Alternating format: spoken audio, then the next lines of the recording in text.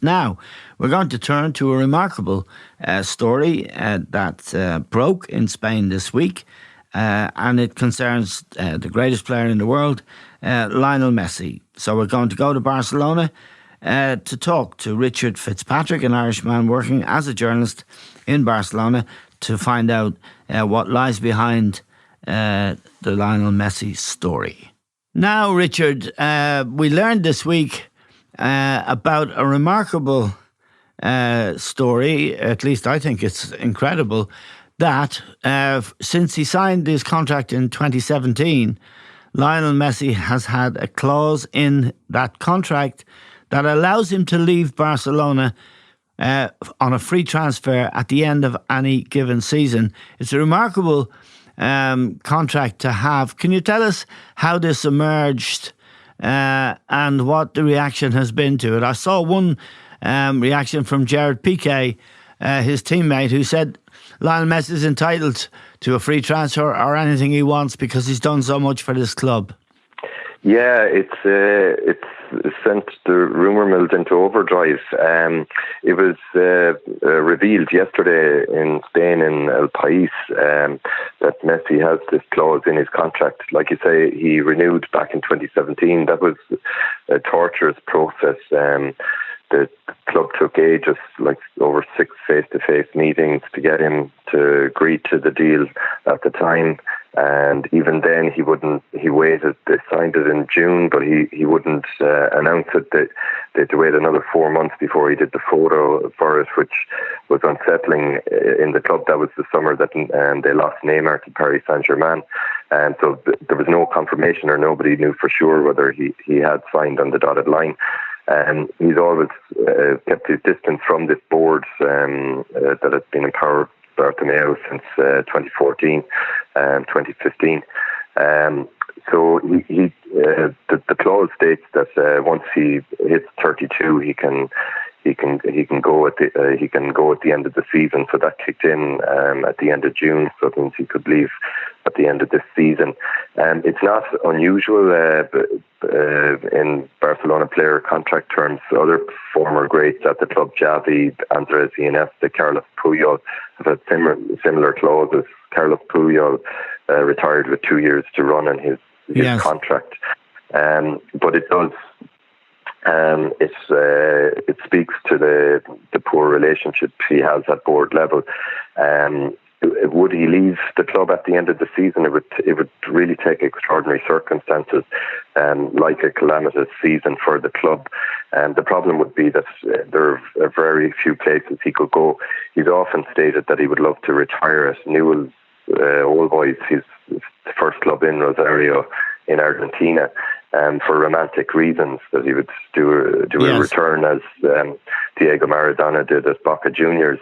But there are family reasons to consider now. He's got 3 young kids. 2 of those young boys are in La Masia, Barcelona's academy. So, I mean, he's obviously very well settled in Barcelona, the city, or he lives on the outskirts. He's been in the club since he was 13.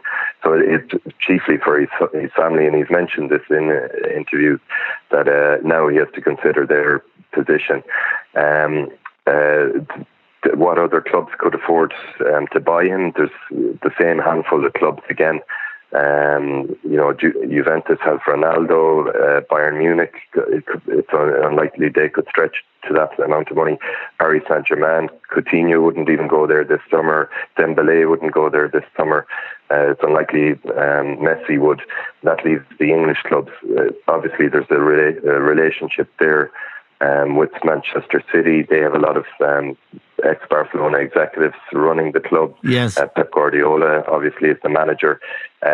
We remember that Messi almost went there in 2016. That's a long story. It was to do with the tax troubles he was having at the club. He was very upset. He said he wanted to leave Spain. He was close to going to Manchester City, but they talked him down, and he stayed at the club. So, if Barca had a really bad season, if Pep Guardiola could seduce him, there's a chance he could go to Man City, but it seems unlikely. He has also stated many times that he wants to retire at Barcelona, which Andres Iniesta effectively did, and Xavi as well, and Puyol as one club players. So it's a possibility. Like I say, he doesn't have a good relationship with the suits at the club. But if you were a betting man, you would say it's more unlikely than likely. What do we know about him as a man, Richard? He a popular player in the dressing room, on the training ground with his colleagues? Yeah, very popular. I mean, he obviously does his talking on the pitch. It's really interesting to observe in the last couple of years. He's matured a lot. He's the club captain now. He's speaking to the press more. He does these little vox pops after the Champions League games on the pitch. He made he's not Churchill by any means, but he made I was at the game, the pre-season game against Arsenal at the Gamper Trophy. He made a pretty stirring speech there. It's worth checking out on YouTube. Yeah. And he did the same last season. And so he's grown into his role. He's got a lot more balls. He is Argentina's captain as well. He incurred a 3-month suspension during the summer during the Copa America for coming out and alleging that the CONMEBOL, the South American Football Association, was corrupt after they lost to Brazil. The players obviously have huge respect for him. He's a spiritual leader at the club. Yes. It's often exaggerated, the influence he has. For example, with the Neymar transfer saga this summer, that he is somehow directing that operation or demanding that the club sign him. The club would go to him over matters, sound him out, and take on board his advice, but he's not the sporting director at the club. He doesn't interfere in that regard. He'll give them his opinion. And the club are incredibly anxious about his mood always. That tax case back in 2016, we had the extraordinary situation where he was sentenced. He got his sentence and a fine. He got 21-month jail sentence, which was subsequently suspended.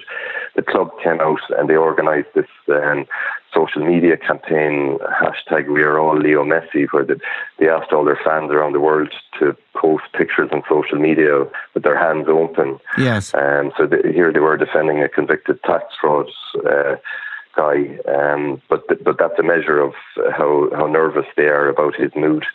Now, Richard, the Spanish season got underway later than our season here. I think each of the clubs has played 3 games. Atletico Madrid, top of La Liga, and for Real Madrid and Barcelona, it hasn't been a great start, but it has been for Gareth Bale. Tell us about Real and Gareth Bale first.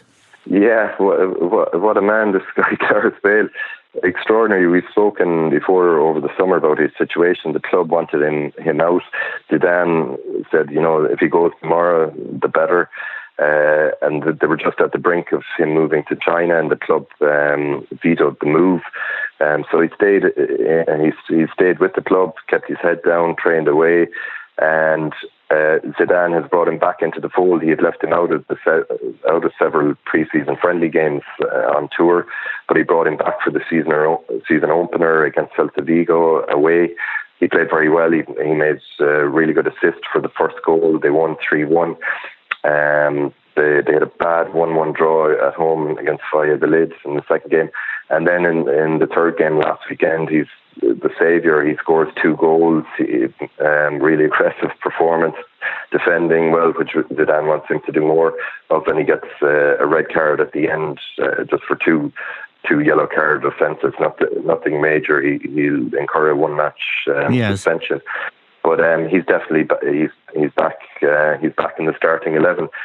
The move had been caused by an injury, a hamstring injury to Eden Hazard, who's missed those opening 3 games, and he's to sit out Belgium's international games as well. So that was the reason. But Zidane showed maturity in bringing in, getting over their differences and bringing him back into the fold. He's if you look around the squad, he's the only player along with Benzema we have to see obviously with Eden Hazard that can provide goals, and so it made sense to mend the bridges. Zidane also, people couldn't believe it, he also brought back in James Rodriguez into the team, again out of kind of desperation. But there's still a lot of problems in the team makeup. He's isolated or discarded Vinicius Junior, which is upsetting a lot of people at board level. He's the great hope of the club for the future. They're quasi Neymar. He did really well last season, but Zidane doesn't have faith in him. Zidane traditionally has faith in the old guard and the senior players, and that's what he's reverted to now, with his back to the wall. But the mood in the club is still really gloomy. They've dropped already 4 points. They're 4 points behind Atletico, and they don't know that their starting 11. The defence is poor. They've had problems in the transfer market. They spent over 300 million. Fans are screaming, where is the revolution? They look at the starting 11. It's the same as it was 4 years ago. The results aren't helping him out. Barcelona also having a bit of a struggle. Big time. They opened the season with a 1-0 defeat away to Atletico Bilbao. They had a good 5-2 win at home against Betis. And then last weekend, again, they could only eke out a 2-2 draw against Osasuna, who were just promoted. And it's the same old problems again. They're very porous. Teams pressure them high up, like Osasuna did last weekend, or Athletic Bilbao, and they run scared. We saw this most famously against Liverpool at Anfield. Yes. I remember somebody commenting it was like a herd of wild buffalo. They just ran through Barcelona. There are mitigating circumstances. Messi and Suarez have been out injured for those 3 games.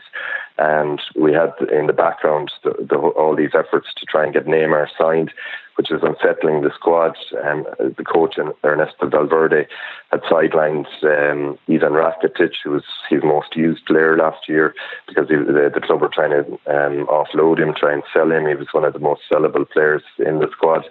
And up to 6 of the squad had been offered as trades in the Neymar deal. You had Rakitic, Dembele. So you had this unsettled squad, and the performances have proved that. And finally, Richard, the Atletico, top of the league, they sold their biggest star, Antoine Griezmann, and also Godin, their centre half. He was out of contract and he's gone. So they, despite those departures, and they're big departures, really, I would have thought they're top of the league, but it's early days. It's early days for sure, but it is impressive, and if you look at the situation, for example, at Real Madrid, they don't have a clear identity, and Zidane keeps tinkering with his formation, playing 3 at the back, then 4-3-3, 4-4-2, changing mid-game. Atletico are very consistent. You have to hand it to Simeone. He had to do a major overhaul of the squad. They lost 4 first-choice defenders. They lost Rodri to Manchester City, their holding midfielder, and like you mentioned, they lost Griezmann. And so they brought in all these new players, but they've bedded in. They've won 3 out of 3. Most impressively, they have the Cholismo spirit.